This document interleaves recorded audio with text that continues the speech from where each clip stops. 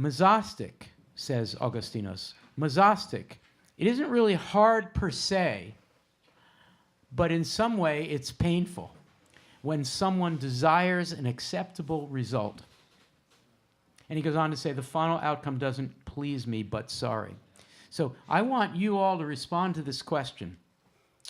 Augustinos is confessing to using the machine, which can generate something that's non-intentional, and yet he admits to feeling like he can't get an acceptable result. In other words, he desires a result that the machine isn't giving him.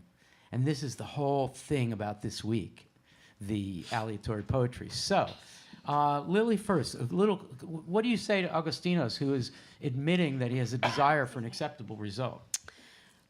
I think what I want to say is that there's a difference between, and the distinction can be hard in this week, between just programming, like computer programming, creating a tool that will create poems and making poems themselves. So just because the mesostic exists doesn't mean that every single thing that gets made is like the best poem you would write. You're allowed to really truly experiment with it, and even though you might try something and like you might not like what the result is, that's okay, because those are tests of how the programming works. But then there's an actual you have an ability to choose and edit and create what you will from that as a resource. Thank you, Lily. Fantastic practical advice to think of this as each instance of the machine producing a draft. So nothing more than that. Josh, what do you say to Augustinos?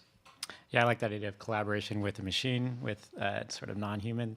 But I feel the pain in the sense that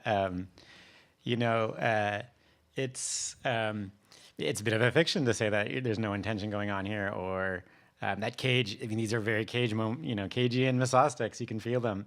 So selfhood does come through, and that's you can craft it too. You've put your finger on the problem of this week's work. Really, is that it's very hard to entirely suppress the writer's ego. Yeah. Anna, what do you want to say to Augustinos? I'm going to quote from a piece of advice that Jenna Osman gave me a few years ago. Jenna Osman, who is herself on the syllabus. And who I was lucky enough to have as a teacher in my MFA program 2 years ago.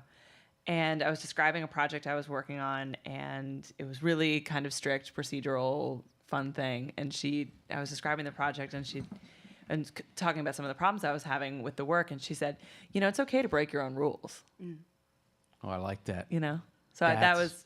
Break your own rules to make something that conforms to what your desire is? Right. Okay, yeah. Cool. Let's go to Dave, then Jason, then Molly and Erica. What do you say to Augustinos? Dave?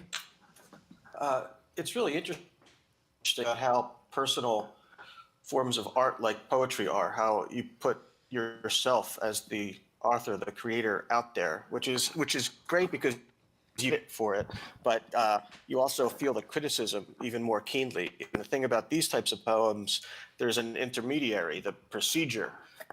So it's pretty interesting. If it turns out badly, at least you have some way to sort of deny responsibility.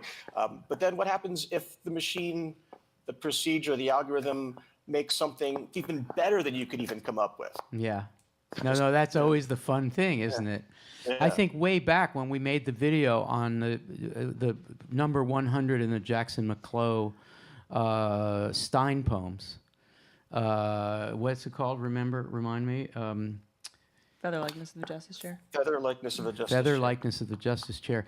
I think we all, in the middle of that conversation, which was truly improvised, we hadn't planned it, we all discovered that there were some lines that were just so beautiful, and we couldn't have written them. It took a machine to do it. Okay, Jason, then Molly, then Erica. What do you say to Augustinos? Hi, Jason. Hi. Hey, I didn't say hi to you earlier. Hello. Hello. I did say hi, but you didn't have the mic. Right. Now I do. And Okay. I say hello. Hello. I would say to Agostino that, first of all, you're a reader right now, and what comes out might not be satisfying now, but I would put it away and see what you think about it another time. I love that. It may be exactly what you as a reader are ready for then. Yeah, that's very cool. Thank you, Molly. What do you say to Agostinos? I hope Agostinos is watching this because he's getting a lot of feedback. Yeah.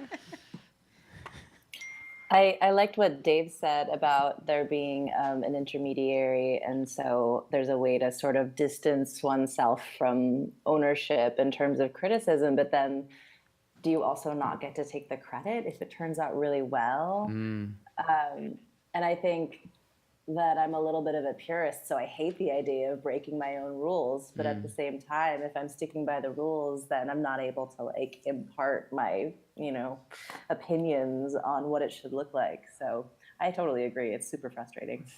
That's great. Thank you. And Erica, what do you think?